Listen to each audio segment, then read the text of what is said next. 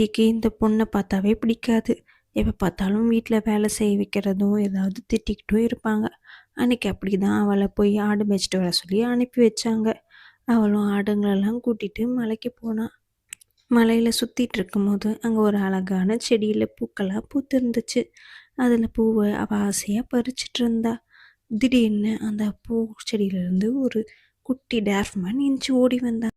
அந்த டேர்ஃப்மேன் பார்த்து ஆரம்பத்தில் பயந்தாலும் அதுக்கப்புறம் அவ கூட பழகிட்டா.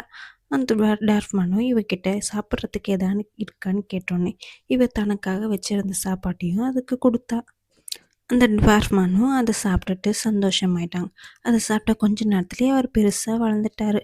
நீ என்ன வேணுமோ கேளு, நான் உனக்கு கொடுக்குறேன்னு சொல்லி அவர் சொன்னார். அவள் தனக்குன்னு எந்த ஆசையும் இல்லைன்னு சொன்னாலும் அவர் நீ இன்னும் மேலும் மேலும் அழகாவ, நீ சந்தோஷமாக இருப்ப, ஒரு ராஜாவை கட்டிக்குவ, அதுக்கப்புறம் ஒரு கேப்பை கொடுத்து உனக்கு எந்த ஆபத்து வந்தாலும் இதை தலையில் போட்டுக்கிட்டீன்னா உன்னை காப்பாற்றுன்னு சொல்லி சொல்லி அனுப்பினார். அந்த பொண்ணும் வீட்டுக்கு வந்து நடந்தது எல்லாத்தையும் தன் சித்திக்கிட்ட சொன்னான். தன் சித்தியும் இதை கேட்டுட்டு தான் பொண்ணுக்கு இதே மாதிரி செய்யணும்னு சொல்லி அவளுக்கு